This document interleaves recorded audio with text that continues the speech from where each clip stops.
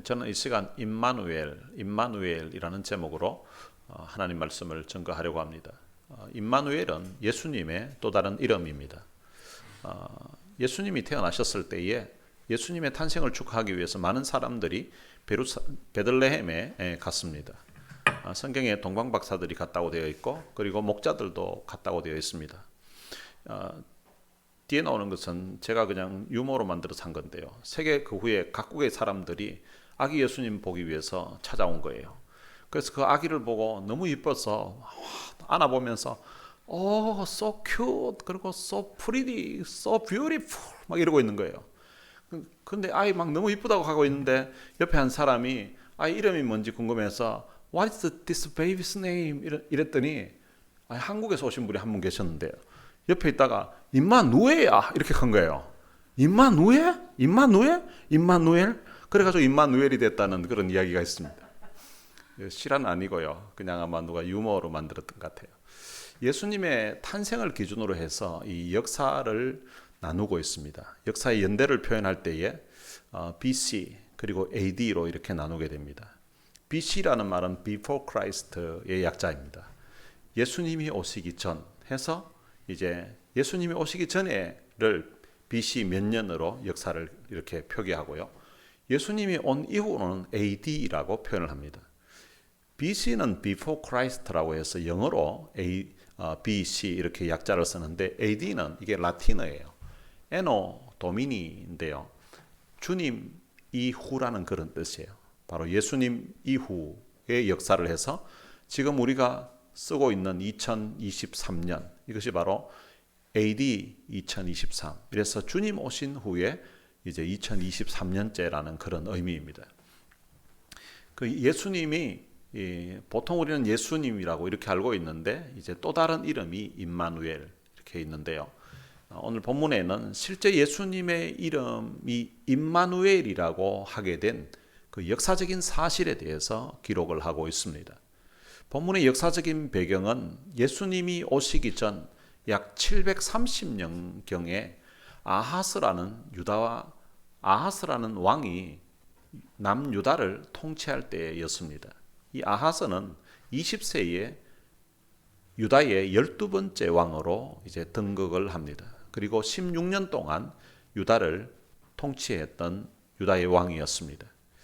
유다 왕은 크게는 두 종류로 분류가 됩니다. 하나는 선한 왕이고 또 다른 왕은 악한 왕입니다. 그럼 어떤 왕이 선한지 어떤 왕이 악한지 그 분류를 하는 기준이 있습니다. 그 기준이 무엇인가 하면 누구인가 하면 다윗 왕이에요. 다윗과 같았다고 하면 다윗이 간 길로 갔다, 다윗과 같이 이런 표현이 기록되어 있으면 그 사람은 선한 왕입니다. 그런데 성경에 다윗과 같이 아니하였다고 이렇게 기록되어 있으면 그 사람은 악한 왕입니다.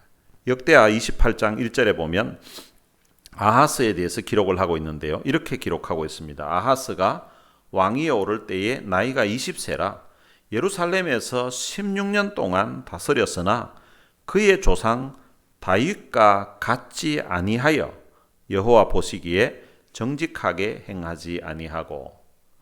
이 아하스 왕의 그 업적을 한마디로 딱 표현하면 그의 조상 다윗과 같이 아니하였다는 거예요. 다윗과 같이 아니하였는데 그 삶이 어떤 삶인가를 설명하면서 여호와 보시기에 정직하게 행하지 아니했다라고 말합니다. 그러니까 다윗과 같지 않았다 이 한마디로 그 사람이 어떤 왕이었는지 하나님 앞에서 어떻게 살았는지를 그냥 그 한 줄로 그냥 표현이 되는 거예요. 근데 그것을 부연 설명하면서 여호와 보시기에 정직하게 행하지 않았다라고 그렇게 말합니다. 이 아하스의 이름 뜻이 무엇인가 하면 그가 여호와를 붙잡았다입니다. 이름 뜻은 너무 참 멋있잖아요. 그가 여호와를 붙잡았다. 보통 이름은 본인이 자기 이름을 짓는 경우는 잘 없습니다. 누가 짓는가 하면 주로 이제 부모님들이 이제 짓죠. 그럼 이스라엘 같으면 주로 이제 아버지가 그 이름을 짓는 경우들이 대부분입니다. 특별한 경우에는 어머니가 짓는 경우도 있고 또 윗대 할아버지가 또 지어줄 수도 있지만 일반적으로 그 부모님들이 합의하에 이제 이름을 지어주는 거죠. 아하스가 태어났을 때에 그 부모님이 아이 이름을 아하스라고, 그가 여호와를 붙잡았다. 아마 여호와를 붙잡고 여호와를 의지하면서 살기를 기대하는 그런 간절한 바람과 기대를 가지고서 아마 아이 이름을 아하스라고 이렇게 이름을 지었던 것 같습니다. 그런데 이 아하스는 그 이름이 너무 멋있는데, 근데 이 이름값 하지 못했고 이름대로 살지 못했던 사람입니다. 그는 우상을 섬겼을 뿐만 아니라 자기만 우상 섬기는 것이 아니라 이 사람이 왕이다 보니까 온 백성들도 우상을 숭배하도록 그렇게 만들었던 거예요. 그러니까 하나님을 아주 대적하는 그런 삶을 살았던 것입니다. 심지어 이 아하스는요, 자기 자녀들을 불을 살라서 이방신에게 바치기까지 하였습니다. 그러니까 뭐 하나님을 안 믿는 그런 정도 차원이 아니고 자기 자식을 불살라 가지고 이방신에게 바칠 만큼 우상 숭배에 대해서는 아주 적극적으로 했던 사람이었습니다. 그러니까 이 아하스는 하나님 보시기에 아주 악한 왕이었습니다. 그럴 것 같으면 아예 이름 자체를 뜯어 고쳐가지고 바꾸면 될 건데 이름은 아하스라고 그대로 쓰면서 이렇게 참 하나님 앞에 악하게 살았던 사람입니다. 이 아하스가 유다 왕으로서 통치하고 있을 때에 이렇게 하나님 앞에 탈선하고 자기 자식을 불태워서 이방신에게 드릴 만큼 이렇게 살다 보니까 하나님이 이제 심판하시겠다고 선을 하는 거예요. 근데 그 심판이 어떤 모양으로 나타났는가 하면 그때 당시 유다의 적국이었던 아람 나라가 있는데요. 이 아람 나라하고 그리고 북이스라엘이 동맹을 맺은 거예요. 이 동맹을 맺은 이유는 남유다를 공격하기 위해서 이제 동맹을 맺었습니다. 사실은 아람 나라만 해도 굉장히 힘이 세고 한데 이 북이스라엘과 동맹을 내서 이제 공격을 해오는 그런 상황이 되니까 그 동맹했다는 이 소식을 듣고서 아하스 왕의 마음과 그리고 유다 백성들의 마음이 두려움이 생기고 겁이 나는 거예요. 성경에는 어떻게 표현되어 있는가 하면 아하스 왕의 마음과 그의 백성의 마음이 숲이 바람에 흔들림 같이 흔들렸다고 그렇게 말합니다. 숲이 바람이 막 세게 불면 막 흔들리잖아요. 그 유다 왕 아하스의 마음 그리고 그 당시 살았던 백성들의 마음이 마치 숲이 바람에 흔들림 같이 백성들의 마음이 그렇게 두렵고 마음에 흔들림이 있었다는 것입니다. 그래서 이 유다 왕 아하스와 유다 모든 백성들이 두려움에 잠기게 되었습니다. 유다 왕국은 국가적인 위기 상황이 발생한 것입니다. 이러한 국가적인 위기 상황에서 아하스는 하나님의 도움을 구하지 않습니다. 아하스는 어떻게 이 문제를 해결하려고 생각했는가 하면 자기가 외교 정책을 잘 써서 주변에 있는 강대국을 이용해서 지금 아람과 북이스라엘의 동맹을 맺었으니까 자기도 다른 나라와 동맹을 맺어가지고 이제 동맹 맺는다는 방법이 이제 돈을 갖다 바치는 거예요. 이제 돈을 갖다 바쳐서 우리를 좀 도와달라고 해서 지금 아람과 북이스라엘을 물리치려고 이런 머리를 쓰게 되었습니다. 그래서 그 당시 강대국이었던 아수르와 동맹을 맺게 됩니다. 그리고 아수르의 도움을 받아서 아람과 이스라엘의 공격을 막으려고 그런 생각을 했습니다. 이런 상황에서 그때 당시 활동했던 선지자가 바로 이 이사야 선지자입니다. 지금 두려워서 떨고 있는 마치 숲이 바람에 흔들림 같이 흔들리며 두려워하고 있는 그 아하스 왕을 이사야 선지자가 찾아갔습니다. 그래서 찾아가서는 대적들을 두려워하지 말라고, 그리고 아수르를 의지하지 말라고, 아수르 그 나라는 믿을 나라가 못 된다고, 의지하지 말라고, 여호와를 의지하라고, 지금이라도 여호와를 찾고 여호와께 기도하라고 그렇게 이제 권고를 합니다. 그 권고했던 내용이 오늘 본문 10절에 나옵니다. 여호와께서 또 아하스에게 말씀하여 이르시되, 이게 이제 이사야 선지자를 통하여서 아하스 선지자에게 하시는 말씀입니다. 너는 내 하나님 여호와께 한 징조를 구하되 깊은 데에서든지 높은 데에서든지 구하라고 했습니다. 이 깊은 데라는 말은 바닷속을 이야기하는 거예요. 그리고 높은 데는 하늘을 가리킵니다. 그러니까 바다든 하늘이든 세상 어느 곳이든지 네가 한번 징조를 구해보라는 것입니다. 이 징조라는 것은 표적을 의미합니다. 이 징조는 하나님께서 행하시는 초자연적인 역사, 그러니까 특별한 자연현상이 아니라 사람이 어떻게 만들 수 있는, 사람이 힘을 써서 재주를 부려서 만들 수 있는 그런 현상이 아니라 신이 개입해야만 가능한 그런 기적을 의미하는 것이 바로 징조, 표적인 것입니다. 이 말씀을 하나님이 주신 이유가 있는데, 하나님은 인간이 상상할 수 없는 초자연적인 그런 능력을 가지신 분이심을 아하스 왕에게 보여주시겠다는 것입니다. 지금 유다는 아람과 이스라엘과의 그 연합군의 그 막강한 군사력에 의해서 지금 위협을 받고, 그래서 아하스 왕과 온 유다 백성들이 두려워 떨고 있는 그런 상황입니다. 아하스 왕이 사실은 아무리 계산해 봐도 이 전쟁은 자기 나라의 힘으로는 도저히 이길 수 없는 그런 상황이었습니다. 그런데 그때 이사야 선지자가 하나님을 의지하라고 그렇게 했었는데, 그런데 이 아하스는 아수르 군대의 힘을 빌리겠다는 것입니다. 그런 마음을 먹고 있는 그 상황에서 이사야 선지자가 이제 아수르를 의지하지 말라고 하나님을 의지하라고 그렇게 말하면서 너는 내 하나님 여호와께 한 징조를 구하라고 한 것입니다. 그러니까 이 징조를 구하라는 말 자체가 아수르를 의지하지 말고 하나님을 의지하라는 거예요.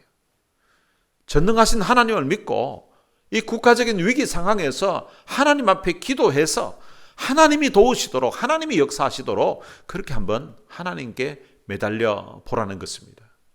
지금 눈앞에 놓여 있는 심각한 문제를 인간적인 방법으로 해결하려고 하지 말고 하나님께 기도하라는 것입니다. 여러분, 유다 백성들은 다 아브라함의 자손들입니다.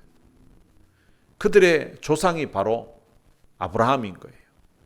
이 아브라함의 삶에 인간적인 방법으로, 인간적인 노력으로 해결되지 않는 그런 심각한 문제가 있었습니다. 그때 그들의 조상 아브라함은 전능하신 하나님을 믿었습니다. 로마서 4장 17절에 보면 그가 믿은 바 하나님은 죽은 자를 살리시며 없는 것을 있는 것으로 부르시는 이시라고 그렇게 말씀하고 있습니다. 아브라함은 하나님이 죽은 자를 살리시며 없는 것을 있는 것 같이 부르시는 분이라고 하는 사실을 그가 믿었다는 것입니다. 아브라함은 죽은 자도 살릴 뿐만 아니라 없는 것에서, 무에서 유를 창조하시는 그 전능하신 하나님을 믿었다는 거예요. 아브라함은 본인 나이 99세, 그리고 부인의 나이 89세. 그래서 부인은 이미 맨서가 끝난 그런 상황이란 것을 알면서도 하나님이 아들을 주시겠다고 하니까 하나님은 없는 것에서도 얼마든지 있는 것으로 만드시는, 무에서도 유를 창조하시는 분이심을 그가 믿었다는 거예요. 비록 자기의 힘으로 더 이상 자식을 생산할 그런 몸에 능력이 없고 아내에게도 그런 능력이 없지만 하나님이 전능하신 분이시기 때문에, 하나님은 흙으로 사람도 만드셨던 분이시기 때문에 얼마든지 하나님이 아들 주시겠다고 하면 아들 받을 수 있다고 그렇게 믿었다는 것입니다. 아브라함이 믿음의 조상이고 우리가 또한 그의 후손입니다. 여러분들의 삶 가운데서 위기가 닥쳤을 때에 인간적인 방법으로만 해결하려고 하지 말고 아브라함처럼 하나님께 기도하면서 없는 것에서 있는 것을 만드시는 전능하신 그 하나님을 믿고 믿음으로 나아가시기를 주님의 이름으로 축원합니다. 하나님께서는 아하스가 아수르를 의지하지 않고 하나님을 의지하고 하나님의 능력을 믿고 살기를 원했습니다. 그래서 내 하나님 여호와께 한 징조를 구하라고 말씀하셨던 것입니다. 그런데 그때 아하스는 오늘 본문 12절에 보면 이렇게 반응을 합니다. 아하스가 이르되 나는 구하지 아니하겠나이다. 나는 여호와를 시험하지 아니하겠나이다. 여러분, 아하스는 지금 선지자 이사야가 와서 여호와께 한 징조를 구하라고 그렇게 했을 때에 자기는 징조를 구하지 않겠다는 거예요. 그러면서 하는 말이 자기는 여호와를 시험하지 않겠다고 합니다. 여호와를 시험하지 않겠다, 여호와를 시험하지 말라는 이 말씀이 신명기 6장 16절에 있습니다. 너희가 마사에서 시험한 것 같이 너희의 하나님 여호와를 시험하지 말고 라는 말씀이 있습니다. 그러니까 하나님이 너희의 하나님 여호와를 시험하지 말라고 하신 거예요. 그런데 이 말씀을 이 아하스가 지금 인용하고 있는 것입니다. 하나님이 여호와를 시험하지 말라고 했으니까 이 말씀을 사용하면서 자기는 여호와를 시험하지 않겠다고 이렇게 말하고 있는 것입니다. 그런데 예수님도 이 말씀을 인용하신 적이 있습니다. 그런데 예수님은 이 말씀을 인용하신 때에 하신 그 의미와 그리고 아하스가 이 말씀을 인용할 때의 그 의미는 전혀 다릅니다. 예수님은 이 말씀을 어떤 의미로, 어떤 용도로 사용하셨는가 하면 마귀의 유혹을 물리칠 때에 이 말씀을 사용하셨습니다. 그래서 이 말씀을 통하여서 마귀의 유혹을 물리치셨습니다. 그런데 이 아하스는 이 말씀을 가지고서 전혀 다른 의미로 사용을 합니다. 사실은 글자 그대로만 보면 훌륭한 믿음의 사람처럼 보입니다. 왜냐하면 글자 그 뉘앙스 그대로만 보면 아하스가 자기는 감히 하나님을 시험하는 일을 하지 않겠다고 하는 것처럼 보이기 때문입니다. 어떤 때는 이 말 자체가 어떤 느낌으로 어떤 억양으로 쓰는가 따라서 의미 자체가 전혀 다른 경우가 있습니다.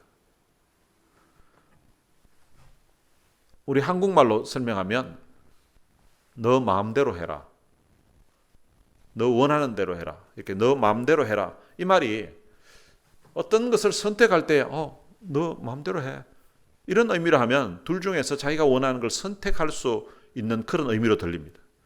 그런데 어떤 상황에서는 이걸 이제 하기 싫은 걸 이제 하지 말라고 하다가 엄마가 네 마음대로 해라고, 네 마음대로 하라고 이렇게 하면 그게 마음대로 하라는 건지 하지 말라는 건지, 이게 그냥 말 자체의 뜻은 보면 이게 네 마음대로 해라고, 내가 하고 싶은 대로 하라고, 그러면 해야지, 이렇게 했다가는 큰일 나는 경우가 있습니다.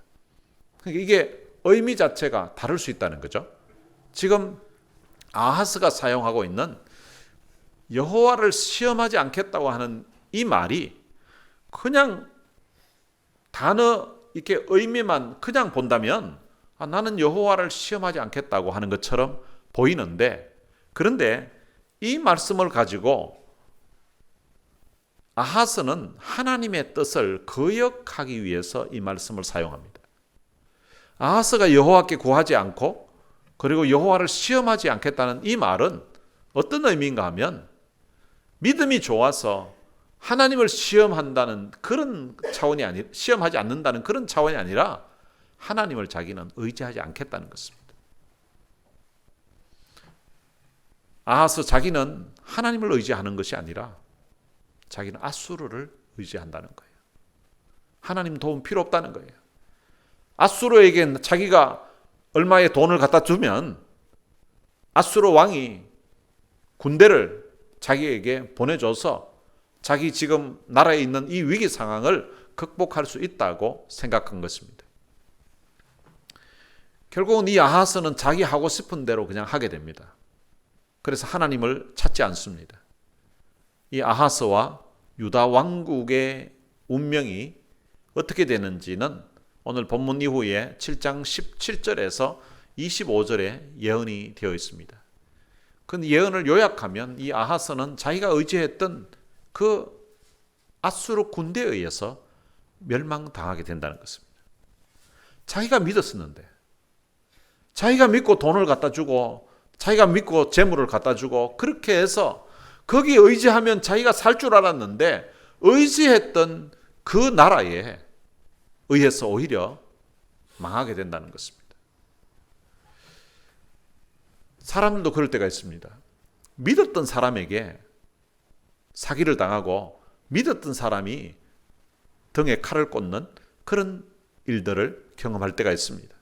정말 친구를 믿었었는데, 그래서 같이 동업을 하기로 했었는데 너무 믿을 만한 사람이라서 저 사람 같으면 괜찮다고 하고 뭘 진행하다가 오히려 그 사람이 자기 인생을 망치게 되는 그런 경우들이 있는데요. 이 아하스가 바로 그런 상황이 될 것이라고 말씀하고 있습니다. 하나님은 성경에 보면 오래 참으시는 분으로 말씀하고 있습니다. 하나님은 인자하시고 하나님은 오래 참으시는 분이시지만, 그런데 성경은 또한 말씀하시기를 하나님은 영원히 참는 분은 아닙니다. 하나님은 오래 참으시고 인내하시는데 그의 백성이 뉘우치고 돌아오기를 기다리고 계시는데, 회개하고 돌아오기를 기다리는 그 기간이 오래 참으시지만 영원하지는 않다는 것입니다. 혹시 내가 받은 은혜가 너무 큰데 요즘 내가 신앙생활 하면서 이렇게 살았어는 안 되는데, 내가 이렇게 신앙생활해서는 안 되는데 하면서 혹시 마음에 머뭇거리고 있고 주저주저하고 있는 그런 부분이 있다면 오늘 지금 하나님께로 돌아오시기를 주님의 이름으로 축원합니다. 아하스는 하나님의 그 징조를 거부했습니다. 그런데 거부했던 그 아하스에게 하나님이 친히 징조를 주시겠다고 오늘 본문 14절에서 약속하고 있습니다. 그러므로 주께서 친히 징조를 너희에게 주실 것이라. 아하스는 거부하고, 그래서 결국은 아하스와 유다 나라는 망하게 될 것입니다. 근데 망하게 될 것이지만, 아하스가 망하고 그 시대의 유다 백성들이 망하게 되지만, 그러나 하나님은 그의 택한 그 유다 나라 자체를 영원히 망하도록 하지 않겠다는 의미로서 아하스 본인은 망하게 되지만, 그 시대의 사람들이 또한 아하스 때문에 망하게 되지만, 그러나 하나님은 장차 이 유다를 다시금 회복시키시겠다고 하나님이 징조를 너희에게 주시겠다고 약속하고 있습니다. 그 시대 사람들이 전혀 생각지도 못했던, 어쩌면은 아하스가 하나님께로 돌이켜서 그 징조를 구해야만 일어날 수 있는 그런 놀라운 일을 하나님이 징조로 주시겠다는 것입니다. 그 징조가 무엇인가 하면, 보라 처녀가 잉태하여 아들을 낳을 것이요 그의 이름을 임마누엘이라 하리라 하신 것입니다. 여러분, 처녀가 잉태하여 아들을 낳는다는 것은 불가능한 일입니다. 처녀가 잉태하여 아들을 낳는다는 것은 상식선에서 있을 수 없는 일입니다. 그러나 하나님은 전능하신 분이시기 때문에 하나님이 가능하다는 것입니다. 하나님께서 한 아들을 약속하셨는데, 근데 그 아들은 일반 어떤 남자와 여자를 통해서 주어지는 것이 아니라 처녀의 몸에서 성령으로 잉태하게 될 하나님의 아들이라고 성경에서 말씀하고 있습니다. 바로 그 아들의 이름이 임마누엘이라는 것입니다. 이 임마누엘의 뜻은 하나님이 우리와 함께 하시다는 뜻입니다. 국가적인 그 위기 상황에서 하나님을 의지하라고 해도 의지하지 않겠다고 하여서 결국은 망하게 될 그 유다에 하나님이 아들을 보내시면서 다시금 그 유다를 회복시켜 주시겠다고 약속하고 계신 것입니다.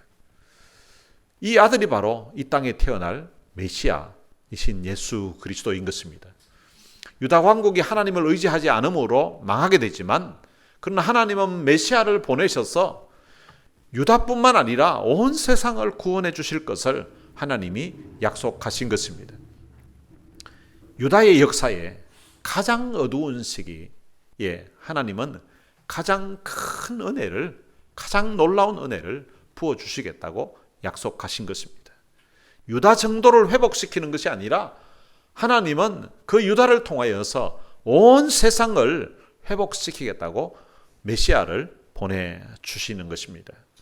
하나님께서 멸망해가는 그 유다에 임마누엘 하실 것을 약속하셨듯이 하나님은 또한 우리들에게도 임마누엘을 약속하셨습니다. 때로는 우리의 삶이 힘들고 때로는 어려운 그런 문제를 만났을 때가 있습니다. 그 문제 앞에 내 힘으로 내 능력으로는 아무것도 할 수 없는 그런 초라한 인생임을 우리가 깨닫게 됩니다. 그때 내 힘대로 내가 하면 된다고 혼자 애쓰지 마시고 또 내 힘으로 안 되니까 절망하고 좌절하지도 마시고 전능하신 우리 하나님을 찾으시기를 바랍니다. 그러면 하나님이 바로 우리와 함께 하시겠다고 바로 임마누엘로 약속하신 것입니다. 우리는 매주일 사도신경을 통하여서 전능하사 천지를 만드신 하나님 아버지를 내가 믿는다고 고백을 합니다. 우리가 믿는 하나님은 전능하신 하나님이십니다. 그분은 전능하셔서 천지를 창조하신, 천지를 만드신 하나님이십니다. 그런데 그분이 바로 우리의 아버지라는 것입니다. 그분이 바로 우리의 아버지시기 때문에 그 아버지 앞에 나아가서 덕을 보고 살라는 것입니다. 세계 최고의 부자를 오랫동안 했던 그 락펠러라는 분이 있습니다. 한 번은 이 락펠러가 호텔에 가서 체크인을 하면서 그가 묵을 이제 그 호텔에 이제 룸 서비스와 여러 가지 서비스를 신청을 하는데 이 그 서비스 내역을 보니까 전부 싼 것만 자꾸 이렇게 해가지고 이제 선택을 해서 서비스를 하겠다는 거예요. 근데 체크인하면서 이제 아이디를 이렇게 면허증을 이제 보여주는데 보니까 이 사람이 락펠러인 거예요. 그럼 호텔 직원이 그 록펠러에게 물었습니다. 아니 당신 록펠러 아니시냐고 하니까 그렇다는 거예요. 당신 아들은 우리 호텔에 오면 최고급 스윗 룸에다가 그리고 최고급 룸 서비스 모든 걸 다 최고급으로 해서 쓰는데 어떻게 당신은 제일 싼 것만 지금 찾아가지고 지금 서비스를 신청하시냐고 이랬더니 내 아들은 부자 아버지가 있는데 나는 부자 아버지가 없어 이렇게 이야기했다는 것입니다. 그럼 록펠러 아들이 뭔 돈이 있겠습니까? 근데 자기 아버지가 부자니까 아버지 그냥 덕 보면서 그렇게 살아가는 거예요. 오늘 우리들에게 아버지가 있습니다. 그분은 전능하신 하나님이십니다. 그분 덕 보고 살라는 거죠. 제가 신학교 다닐 때에 교회에서 전도사로 주는 사례비가 얼마 되지 않은데 근데 그걸로 뭐 헌금하고 책 사보고 또 후배들 또 친구들 책 보고 제가 감동받고 은혜 받은 책 사가지고 나눠주고 이러다 보니까 돈이 늘 모자라는 거예요. 근데 제가 돈이 모자랐는데 그때 제 용돈을 챙겨줬던 분이 있는데 저희 누나였습니다. 이 누나가 이 동생 책 사보라 그러고 이러면서 돈을 주는 거예요. 근데 이 누나가 얼마 뒤에 시집을 간다는 거예요. 시집 가고 나서 이 동생에게 용돈을 주기는 쉽지 않잖아요. 누나 시집 간다고 하니까 이게 돈 씀씀이 이게 규모가 있는데 누나가 시집 간다 하니까 이거 걱정이 되는 거예요. 이제 앞으로 이거 내가 생활을 어떡하지? 이건 어떡하지? 걱정하고 있는데 한 번은 새벽에 기도를 하는데요. 하나님이 제 마음에 이렇게 말씀하시는 것 같아요. 야 보천아 걱정하지 마라. 너희 누나는 시집 가도 나는 시집 안 간다. 너희 누나는 시집 가도 나는 시집 안 간다고 하셨던 제 마음에 주셨던 그 감동이 지금 세월이 많이 지났는데요. 누나가 돈을 안 보내줘도 하나님이 그 전능하신 하나님이 부족함이 없도록 채워주시고 오늘까지 살게 해 주셨던 것입니다. 여러분 우리 아버지가 부자십니다. 제 처음에 이제 교회 개척을 할 때에 미국 교회를 렌트하러 갔습니다. 렌트하러 갔더니 거기 이제 방 하나 하고 그리고 이제 교회 뭐 테이블하고 이런 제 오피스로서 두 방을 이제 렌트를 하는데 렌트비를 처음에는 이제 400불로 이야기됐어요. 근데 학교를 이야기하다 보니까 저는 96년도에 제가 아주사에서 MDB를 받았는데 그 담임 목사님이신데 아주사에 그때 MA 과정에 지금 공부를 하고 있더라고요. 뭐 이제 어느 신학교 나왔나 하고 뭐 이런 이야기를 하는데 보니까 이제 저보다 나이는 많은데 저는 그 학교를 졸업을 했고 그는 지금 이제 침례교회는 목사 안수를 받고 나서 공부하시는 분도 있어요. 이제 그분은 이제 목사 안수를 받은 상태에서 그 다음 공부를 하시는 거예요. 이제 같은 또 학교 출신이고 이러다 보니까 이분이 저인데 렌트비를 좀 적게 해주려고 이렇게 막 신경을 쓰고 막 쓰면서 이제 묻는 거예요. 그래서 저는 이제 렌트비 400불 하니까 야, 이 정도 400불 같으면 진짜 괜찮다. 너무 감사하다. 이렇게 하고 있는데 그 교인들이 얼마나 되냐 물어요. 교인들 한 가정이 있다고 하니까 그러면 렌트비는 이게 어떻게 낼 수 있냐고 물어요. 낼 수 있다고 하니까 교인 한 가정밖에 없는데 어떻게 이 렌트비를 낼 수 있냐고 하니까 우리 아버지가 부자라고. 그래 아버지 뭐 하시냐고 물어요. 저 위에 계시는 저분이 우리 아버지라고. 당신 아버지하고 같다고 내가 했거든. 그랬더니 이분이 막 웃으시더라고. 그래가지고 결국은 이제 렌트비를 300불에 나중에 해주셨습니다. 바로 우리 아버지가 부자예요. 우리 아버지가 전능하신 하나님이십니다. 그 아버지 되시는 그 하나님 앞에 징조를 구하면서 살 수 있게 되시길 바랍니다. 우리 아버지 되신 그 하나님께 여러분의 문제를 맡기고 하나님께 도움을 청하시기를 바랍니다. 여러분들이 하는 일에 하나님이 개입하시도록 하나님께 기도하시기를 바랍니다. 임마누엘은 예수님의 또 다른 이름입니다.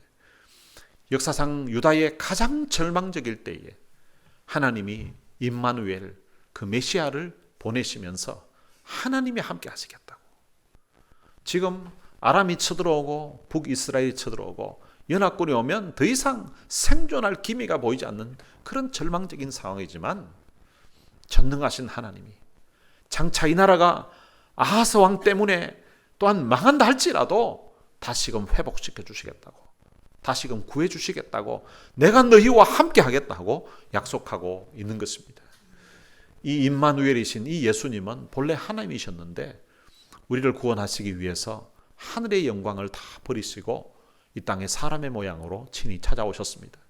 그리고 우리의 죄를 친히 담당하시고 우리를 위해 십자가에 돌아가셨습니다. 예수님은 하나님이 우리와 함께 하신다는 것을 이 땅에 오셔서 보여주신 분이십니다. 예수님은 우리의 구원자이십니다. 누구든지 예수님을 믿으면 이제 죄사함을 받게 됩니다. 누구든지 이 예수님을 믿으면 하나님의 자녀가 됩니다. 인생의 절망을 느끼는 사람에게 예수님이 필요합니다. 인생의 절망의 때에 예수님을 만나는 사람은 새로운 은혜를 받을 수가 있게 되는 것입니다. 스탠리 템이라는 미국 플라스틱 회사의 설립자가 있습니다. 그런데 이 사람이 고등학교를 졸업한 뒤에 사업을 시작하게 되었습니다. 그런데 사업을 했는데 계속 실패를 하는 거예요.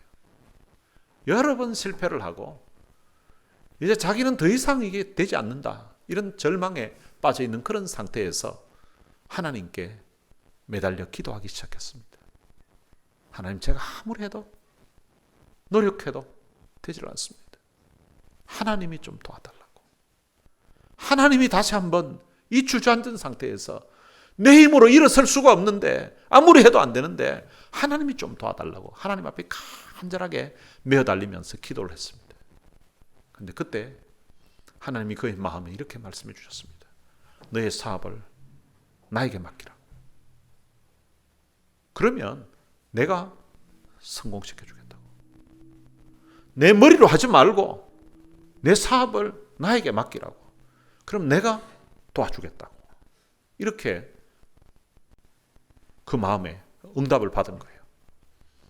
그래서 이 스탠리 템이라는 사람이 이제 자신의 사업을 아예 그냥 소유주를 하나님으로 해서 이제 사업을 한번 해보겠다고. 이 사업을 하는데 이 소유주가 하나님이 되려고 하면 50% 이상의 소유가 되면 그 사람이 이제 소유주가 되는 거예요. 그래서 하나님 소유 지분이 51%로, 큰 돈도 아니에요. 37불로 이제 전 재산이 37불인데 그걸로 이제 비즈니스를 하면서 하나님, 이번에 제가 이 사업을 하면서 이제 수익의 51%를 하나님의 것이라고 하는 그런 의미로 51%를 하나님 앞에 드리겠습니다. 뭐 11조 차원이 아니고 아예 51%를 하나님 도와주시면 왜냐하니까 자기 제주로 해봤고 자기 능력으로 해봤는데 계속 망했으니까 안 되니까 이번에 뭐 믿져봐야 뭐 손해볼 것도 없는 거예요. 그때 가진 전 재산 37불로 새로 이제 사업을 시작했습니다. 그리고 수입에서 하나님 51%를 하나님께 드리겠습니다. 근데 그렇게 시작했는데요, 이 사업이 너무 잘 되는 거예요. 전에 자기가 머리 쓰고 했었는데 안 됐었는데 몇 번이나 실패하고 망했었는데 하나님이 일으켜 주신 거예요.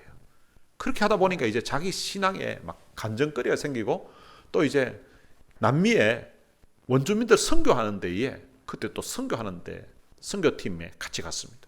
근데 그곳에 가서 이 사람이 간증을 했습니다. 자기 인생의 실패, 그런 가운데서 하나님을 찾고 기도하는 가운데 하나님이 은혜를 부어주셨던 그 간증들을 하면서 이제 간증을 했는데요, 그 간증을 하고 마지막 시간에 이제 예수 믿을 사람, 예수 영접하실 분 이제 일어나라고 해서 하는데요, 이 스탠리 템이 간증을 하는데 막 사람들이 너무 많이 일어나는 거예요. 자기가 간증해놔놓고 자기가 너무 놀란 거예요. 자기가 했던 그 말을 통해 가지고, 이 사람은 뭐 목사도 아닌데 이 사람이 간증을 했는데 사람들이 자기들도 예수 믿겠다고 막 나오는 거예요. 그래서 그거 보면서 너무 감격하고 너무 좋아서, 야, 나도 이래 좋은데 하나님은 도대체 얼마나 좋아하실까? 이 세상에서 가장 소중한 일이 있다면, 가장 값진 일이 있다면 바로 영혼 구원하는 것이겠구나. 그것을 이제 생각하고 그 다음부터는 영혼 구원을 위해서 하나님, 이제는 51%가 아니라 수익의 전액을 제가 바치겠습니다. 이렇게 하고요, 비즈니스를 하면서 이 사람은 이제 세계 선교 전도를 위해서 막 돌아다니는 거예요. 그런데 하나님이 그 기업을 복을 주시는 거예요. 그래서 전 세계를 다니면서 7,000번 이상을 간증을 했다고 합니다. 여러분, 7,000번 이상을 간증했다면 얼마나 많이 했겠습니까? 그는 하나님 나라를 위해서 자기 인생의 3가지 목표를 세운다고 하면서 3가지를 행했던 게 있는데요, 나는 매일 3사람에게 전도를 한다. 그리고 일생 동안 100만 명에게 예수님을 전하겠다. 그리고 해마다 선교 사역을 위해서 100만 달러씩 헌금을 하겠다. 이렇게 하면서 이제 자기 회사 전액을 100%를 다 드린 그런 삶을 살았습니다.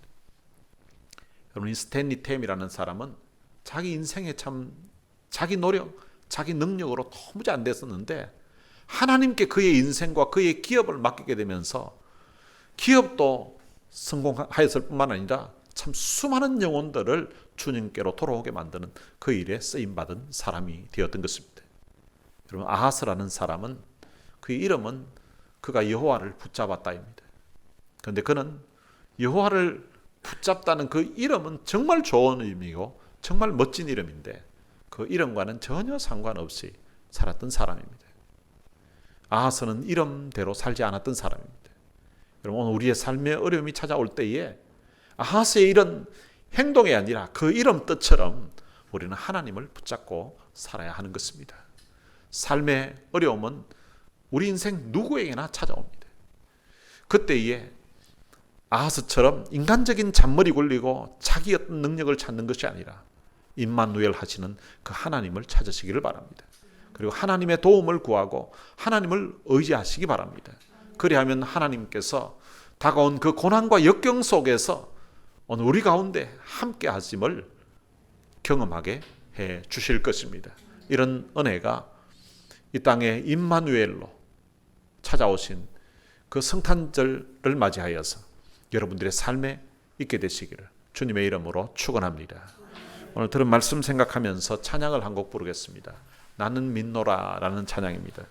깊은 슬픔 가운데 홀로 방황할 때에 주님은 나를 위로하셨고, 힘든 세상 일 속에 지쳐 쓰러질 때도 주님은 나를 인도하셨네. 나는 믿노라 하나님이 함께 하심을. 나는 믿노라 하나님이 함께 하심을. 나는 믿노라 하나님이 나와 함께 하심을. 나는 믿노라. 이 가사의 이 고백이 오늘 여러분들의 고백이 되시기를 주님의 이름으로 축복합니다.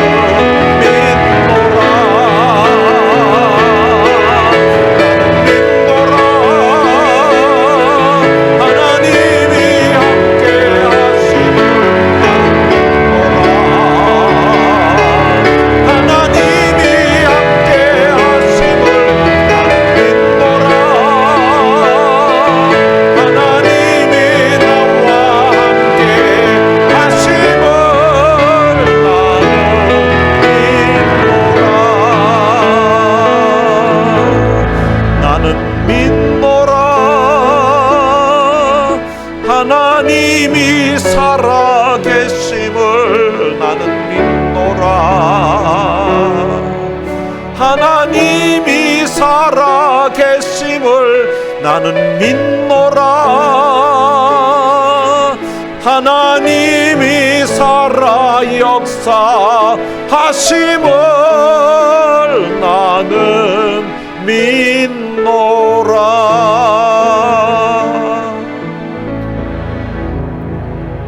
하나님이 살아계십니다. 어려운 일 당할 때, 답답한 문제 있을 때, 왜 내 앞에 이런 문제가 놓였는지 이해 안 되는 그런 문제가 있을 때에 여러분 임마누엘의 징조를 구해보시길 바랍니다. 하나님이 나와 함께 하신다는 그 사실을 하나님이 이를 통하여서 한번 보여달라고 하나님 앞에 믿음으로 한번 간구해 보시기를 바랍니다. 하나님은 여러분들에게 함께 하심을 하나님의 징조를 통하여서, 기적을 통하여서 보여주실 것입니다. 오늘 들은 말씀 생각하면서 우리 다 같이 통성으로 기도하시겠습니다. 살아계신 아버지 하나님, 은혜를 감사합니다. 많은 사랑 가운데 하나님 우리에게 함께 하심을 보여주시고 감사합니다. 하나님이 전능하신 우리 심을 우리의 생일에 경험할 수 있도록 해주시고 참으로 감사합니다. 하나님을 의지하고 살 것을 하면서 하나님께 징조를 구하라고 했을 때에 전능하신 하나님이 우리와 함께 하심을 보여달라고 하나님 앞에 기도할 때에 하나님이 우리의 기도를 들으시고 하나님이 응답해 주셨는 것 참으로 감사합니다.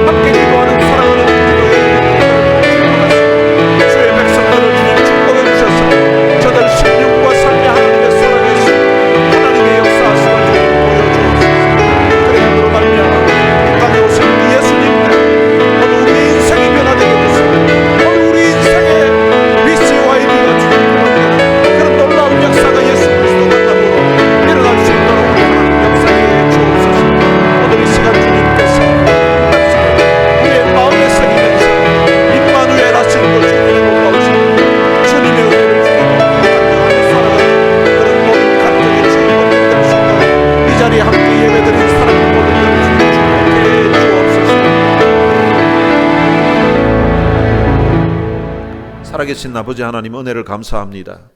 오늘 우리의 삶에 어려움과 고통이 있을 때에 전능하신 우리 하나님을 찾을 수 있도록 하시고, 우리 하나님 앞에 나와서 부르짖으며 기도하는 기도의 사람 되게 하여 주옵소서.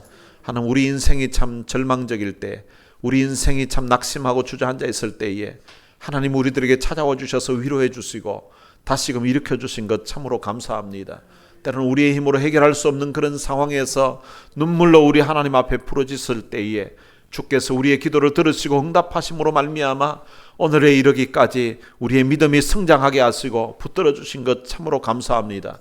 지금까지 신앙생활하면서 나름 주를 위해 산다고 살았지만 다시금 주님, 나태해지고 또한 느슨해졌던 우리의 삶이 다시금 믿음의 허리를 동일 수 있도록 주님 도와주시고, 이 땅에 임마누엘 하시는 이 주님께 받은 이 은혜, 이 사랑을 이제는 나누어주고 베풀면서 살아가는 하나님의 사람 될 수 있도록 축복해 주옵소서.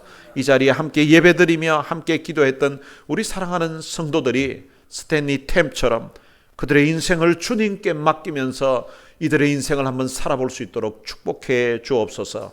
그래서 우리의 노력과 우리의 머리로 살아왔던 인생과 전능하신 우리 하나님께 우리의 인생을 의탁하면서 살아갔던 우리의 삶이 마치 BC와 AD로 나눈 것처럼 오늘 우리의 인생에 놀라운 변화가 나타날 수 있도록 축복해 주옵소서.